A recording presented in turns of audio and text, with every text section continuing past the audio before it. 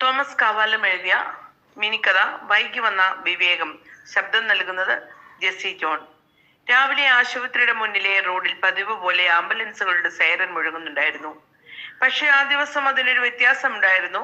ആ ശബ്ദങ്ങൾ കേൾക്കാൻ അവിടെ ഡോക്ടർമാരാരും ഇല്ലായിരുന്നു. ജില്ലാ മെഡിക്കൽ കോളേജിന്റെ ഗേറ്റിന് മുന്നിൽ വെളുത്ത ബാനറുകളിൽ ചുവന്ന മുദ്രാവാക്യങ്ങൾ നിശബ്ദമായി കാറ്റിൽ കുലുങ്ങി. ജീവൻ രക്ഷിക്കുന്നവർക്ക് ജീവിക്കാൻ അവകാശമില്ലേ? സമര ബാനറുകൾ തലങ്ങും വിലങ്ങും കെട്ടിയിരുന്നു. അവിടെ കിടന്നിരുന്ന ഓരോ ഡോക്ടറുടെയും നെഞ്ചിൽ ഒരേ സമയം തീയും വേദനയും കത്തുകയായിരുന്നു. 3-ാം ദിവസത്തെ നിരാഹാരത്തിന്റെ ക്ഷീണത്തോട് ഒരു പഴയ പ്ലാസ്റ്റിക് കസേരയിൽ തലചായ്ച്ചിരുന്നു ഡോക്ടർ റൂബിൻ മനോജ്. ജീവിതത്തിൽ ആദ്യമായി ഒരു ചോദ്യം അദ്ദേഹം സ്വയം ചോദിച്ചു. ഒരു ഡോക്ടർ സമരത്തിനിറങ്ങുമ്പോൾ അവൻ ഒത്തുതീർപ്പം ഉണ്ടാക്കുന്നത് അവന്റെ മനസാക്ഷിയോടാണോ അതോ സമൂഹത്തോടാണോ? ആ ചോദ്യത്തിന് മറുപടി സ്വന്തം ജീവിതം കൊണ്ട് പറയേണ്ടി വരുമെന്ന് അയാൾ ഒരിക്കലും വിചാരിച്ചിരുന്നില്ല. ഡോക്ടർമാരുടെ സമരം തുടങ്ങിയിട്ട് അന്നേക്ക് ഒരാഴ്ച കഴിഞ്ഞിരുന്നു. സാധാ OP ബഹിഷ്കരണത്തെ പെട്ടെന്ന് നിരാഹാര സമരമാക്കി മാറ്റിയത്. ഡോക്ടർ റൂബിൻ മനോജും സഹപ്രവർത്തകരും സംസ്ഥാനത്തെ മറ്റു ഡോക്ടർമാരും തലസ്ഥാന ജില്ലാ മെഡിക്കൽ കോളേജിന് മുന്നിൽ നിരാഹാര പന്തലിൽ സമരം ചെയ്യാൻ പല കാരണങ്ങൾ ഉണ്ടായിരുന്നു. സർക്കാർ ഡോക്ടർമാരുടെ ശമ്പളം കൂട്ടണമെന്ന് മാത്രമായിരുന്നില്ല അവരുടെ ആവശ്യം. അതിലും പ്രധാനമായിരുന്നു സർക്കാർ ആശുപത്രിയിലെ സൗകര്യങ്ങളുടെ വികസനം. കീഹോൾ ശസ്ത്രക്രിയയും റോബോട്ടിക് ശസ്ത്രക്രിയയും ഒക്കെ വിദേശത്ത് കൊടികുത്തി വാഴുന്ന കാലത്ത് ഇപ്പോഴും സർക്കാർ ആശുപത്രികളിൽ അതൊക്കെ കേട്ട് കേൾവി മാത്രമായിരുന്നു. നേരാമണ്ണം ഒരു എക്സ്റേ എടുക്കാനുള്ള മെഷീൻ പോലും പല ആശുപത്രികളിലും ഇല്ലായിരുന്നു. വീട്ടിൽ നിന്ന് പോന്നിട്ട് 3 ദിവസം കഴിഞ്ഞെങ്കിലും ഇടയ്ക്കിടയ്ക്ക് ഭാര്യ റോസലിൻ വിളിക്കുമായിരുന്നു. 50 വയസ്സിനോട് അടുത്ത് പ്രായമുണ്ടായിരുന്ന റൂബിൻ മനോജിന് ലൈഫ് സ്റ്റൈൽ രോഗങ്ങളായ BP-യും ഷുഗറും ഒക്കെ ഉണ്ടായിരുന്നു. അന്ന് രാവിലെ സമരത്തിനായി ഇറങ്ങിത്തിരിക്കുമ്പോൾ ഭാര്യ പറഞ്ഞു, നിങ്ങളുടെ ആരോഗ്യം നോക്കാതെ ഇമ്മാതിരി സമരമുറകൾക്ക് ഇറങ്ങിത്തിരിക്കരുത്. അതിനെന്താ, ഇടയ്ക്ക് മരുന്ന് കഴിക്കുന്നത് കൊണ്ട് കുഴപ്പമില്ലല്ലോ. ഞാനല്ലേ ഡോക്ടർ, നീ എന്താ എന്നെ ചികിത്സിക്കുകയാണോ? ഞാൻ ചികിത്സിക്കാനൊന്നും മുതിരുന്നില്ല. നിങ്ങളുടെ ആരോഗ്യത്തെക്കുറിച്ച് ചിന്തിച്ചത് കൊണ്ട് മാത്രം പറഞ്ഞതാണ്. അത് നല്ല കാര്യം. പക്ഷേ നീ നിന്റെ ആരോഗ്യം മറന്നു പോകരുത്. ഞാൻ സ്ഥലത്തില്ലെങ്കിലും തക്ക സമയത്ത് മരുന്ന് കഴിക്കണം. അറിഞ്ഞുകൊണ്ട് മരുന്ന് ഒരിക്കലും കഴിക്കാതിരിക്കില്ല. പക്ഷേ നല്ല മറവിയുണ്ട്. ഭാര്യ സിറോസിന്റെ പിടിയിലാണെന്നും തന്റെ ചികിത്സയിലാണെന്നും നന്നായി അറിയാമായിരുന്ന ഡോക്ടർ റൂബിൻ മനോജ് ഒരു മുന്നറിയിപ്പ് എന്ന വണ്ണം പറഞ്ഞു. നിരാഹാര സമരം കിടക്കാൻ പോവുക. അതിനിടയ്ക്ക് നിന്നെ ഫോൺ വിളിക്കാൻ പറ്റുമെന്ന് തോന്നുന്നില്ല. അതുകൊണ്ട് എന്തെങ്കിലും ആവശ്യമുണ്ടെങ്കിൽ എന്നെ വിളിക്കണം. അല്ലേലും നിങ്ങൾ ഈ വീട് വിട്ടു കഴിഞ്ഞാൽ എന്നെ കുറിച്ച് ഒരു ചിന്തയുമില്ലല്ലോ. അതെങ്ങനെ ചിന്തിക്കാൻ പറ്റും Rosalin?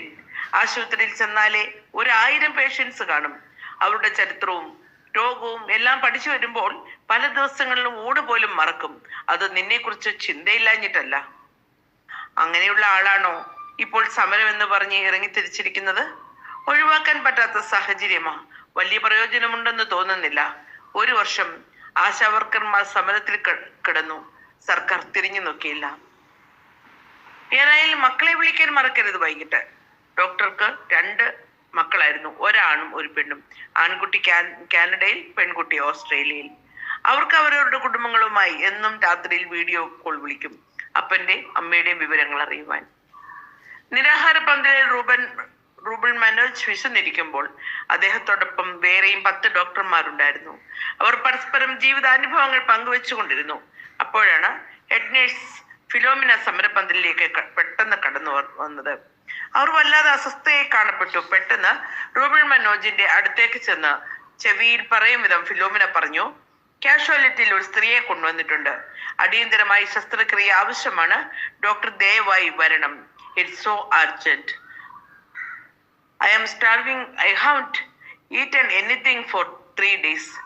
Moreover, we are on a strike. നിരാഹാര പന്തലിൽ കിടക്കുന്ന ഞാനാണോ സർജറി ചെയ്യുക? അസാധ്യം. അവരെ വേറെ എവിടെയെങ്കിലും കൊണ്ടുപോയിക്കൊള്ളാൻ പറയുക. ഫിലോമിന പിന്തിരിയാൻ തയ്യാറല്ലായിരുന്നു. കയ്യിലിരുന്ന ഫയൽ നീട്ടിക്കൊണ്ട് അവർ പറഞ്ഞു, ഡോക്ടർ പറഞ്ഞാൽ ജൂനിയറായി ആരെങ്കിലും അത് ഏറ്റെടുക്കും, പ്ലീസ്. ഫിലോമിന, ദയവായി ഇവിടെ നിന്ന് പോകണം. ഈ സമരം കലക്കരുത്.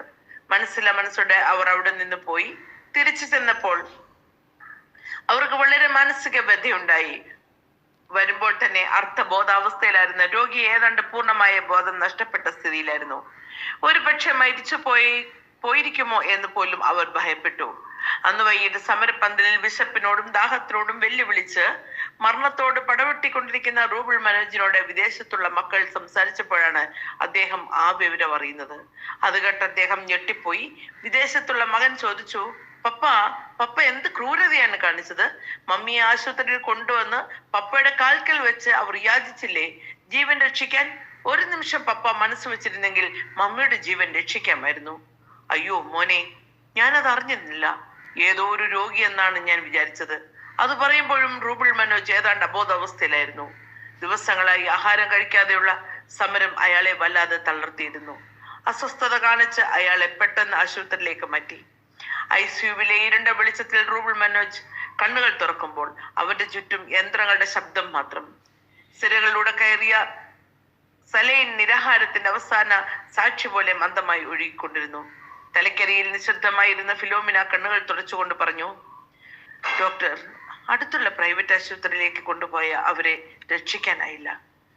മക്കൾ വിളിച്ച സ്വന്തം ഭാര്യയുടെ മരണം അറിയിച്ച കാര്യം അയാൾ ഫിലോമിനോട് മിണ്ടിയില്ല. എങ്കിലും ആ വാക്കുകൾ കഠിനമായി റൂബിൾ മനോജിന്റെ നെഞ്ചിൽ വീണു.